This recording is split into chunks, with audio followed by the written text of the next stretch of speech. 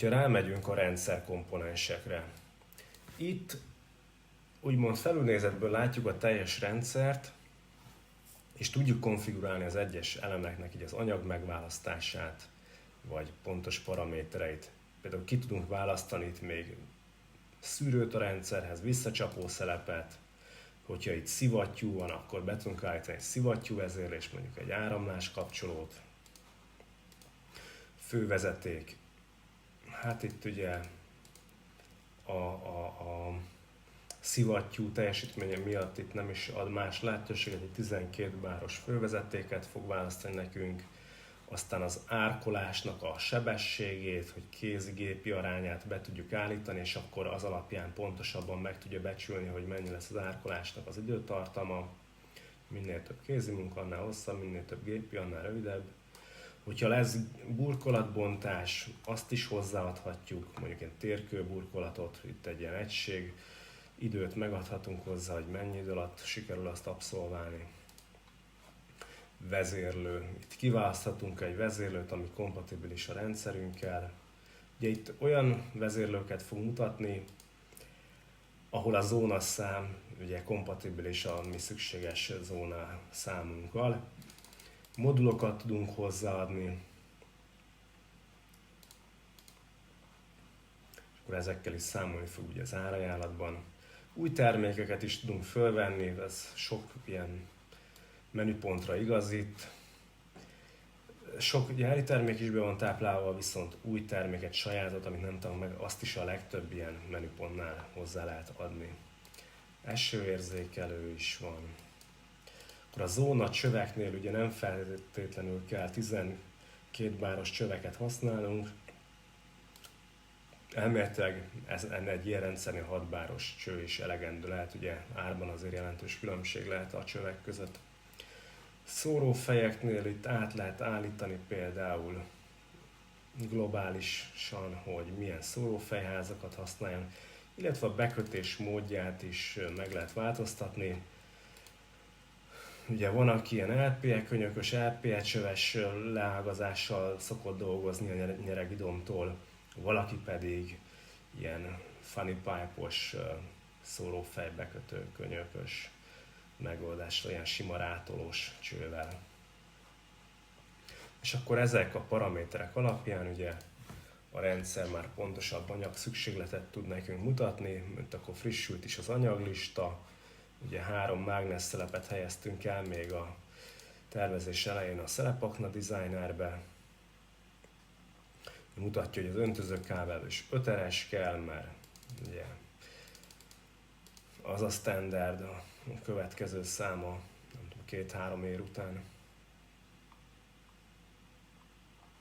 Spray testekből 18 darab, itt vannak a fúvókák, stb. Aztán van egy olyan opciós, hogy projekt ütemezés. Itt ez arra való, hogyha mondjuk egy többfős csapat vagyunk, vagy egy bonyolult komplex projekt van, hogy csinálunk egy ilyen naptárba szépen felosztott ütemezési tervet. Először itt a projekt alapján behúzza ezeket a tevékenységeket, hogy miről is van itt szó, területkijelölés, anyagbeszél, stb. Szépen tudunk hozzá erőforrást rendelni, úgymond munkást, hogy ki csinálja, hányan csinálják. És hogyha ez megvan, akkor tud egy olyan funkciót is, hogy automatikusan elsimítja nekünk. Ugye itt most 10 felé kéne szakadni az egyetlen munkásnak, hogy itt ezt így sikerüljön ebbe a megoldásba kivitelezni, de hogyha rámegyünk, hogy automatikus simítás, akkor így realisztikussá teszi, és sorrendben is, tehát a feladatoknak van ugye egy ideális sorrendje, akkor az így néz neki: területkijelölés, aztán anyagbeszerzés, árkolás, szelepakna összeszerelés, zónatelepítés, stb. De egyébként egy ilyen órarendszerűen is tudja ezt mutatni nekünk. Tehát például március 11 szerda, akkor így néz neki a napunk: területkijelölés, aztán anyagbeszerzés. Ugye ez most egy nagyon gyors anyagbeszerzés, mert gyakorlatilag 2 órával később már itt is lenne az anyag, de árkolás, stb. És akkor nagyon pontosan meg tudjuk határozni, hogy elméletileg mikor ér véget ez a munka, az ügyfelünket is tudjuk tájékoztatni, illetve saját magunk is jobban be tudjuk osztani az időnket.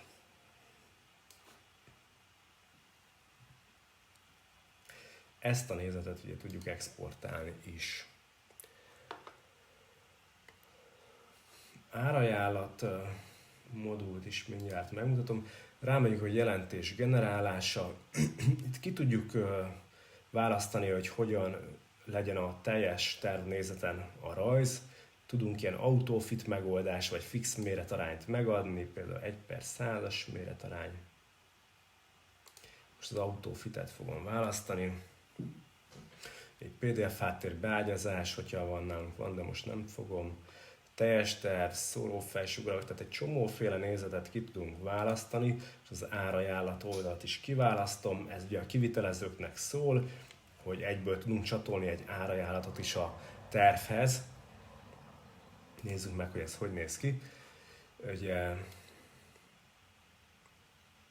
fölírjuk a megrendelő adatait, telefonszámait, projektadatot, távolságot, ilyeneket beírhatunk. Ennek egyébként van relevancia, hogy milyen távolságot adunk itt meg, ugyanis a kiszállási idővel is tud számolni a program, illetve ugye a beállításoknál meg lehet adni az óradíjunkat, a rezsi óradíjunkat, az alapján fog egyébként kivitelezési időt, illetve kivitelezési díjat számítani a program. Minden alkatrészhez van rendelve kivitelezési idő, ami az én saját normáimon alapul, ezeket felül lehet egyébként írni, meg a termékek árait is, és ez alapján tudja összeállítani pikpak az árajánlatot. Ugye lesz majd az árajánlatban egy projekt összefoglaló szekció, itt ki tudjuk pipálni, hogy mire lesz ott szükség, most az időtartamot ki is lehet venni, nem biztos, hogy az ügyfél órára kell ezt kötni, mondjuk esetleg a területet érdemes lehet följelölni, hogy most a csepegtető tartalmaz, nem tartalmaz, hány szórófej lesz, helyszín, tehát ilyeneket nem rossz, hogyha beleírunk. Itt vannak a költségek, látjuk, hogy az anyag az 316.961, munkadíj, végösszeg, ezt ki tudjuk választani, hogy megbontsa vagy ne bontsa, kedvezményeket, adókat tudunk hozzáadni.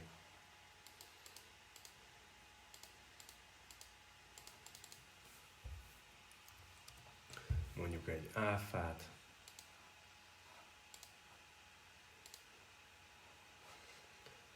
megjegyzéseket hozzáadni, aztán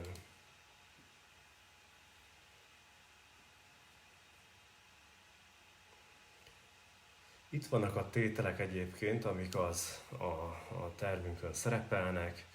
Itt ugye van a beszerzési ár, egy árrést is rá tudunk rakni, és akkor itt van a végfelhasználói ár, ugye, amit az ügyfél fizet. Ezeket mind tudjuk korrigálni, az árrést a beállításoknál tudjuk globálisan megváltoztatni, telepítési időt. De itt is átírhatjuk, hogyha egyedileg akarunk egy terméknél változtatni.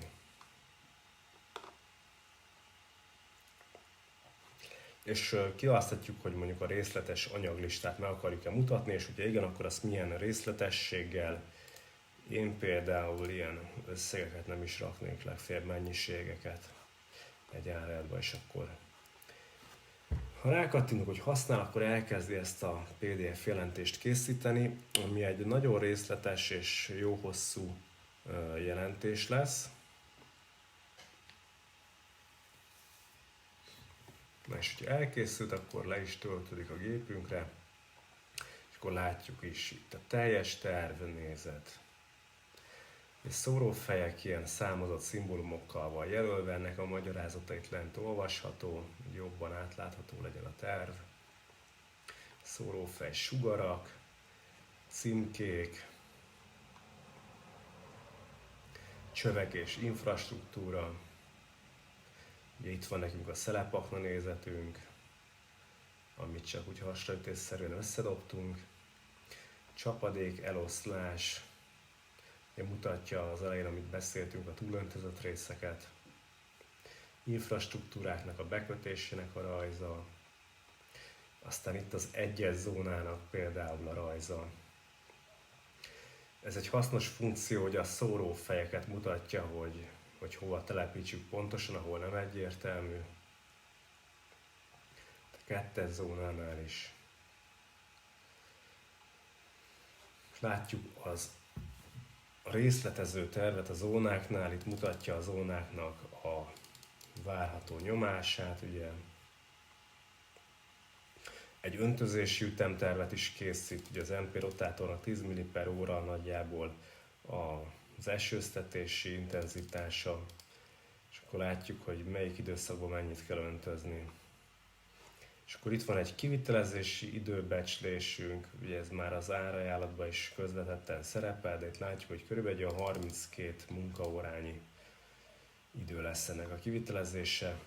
Látunk egy anyaglistát, itt fontos megjegyezni, hogy itt a saját beszerzési áraink szerepelnek, úgyhogy ezt nem feltétlenül érdemes az ügyfélnek átküldeni, hogyha szándékozunk arra is valamekkora hasznot tenni.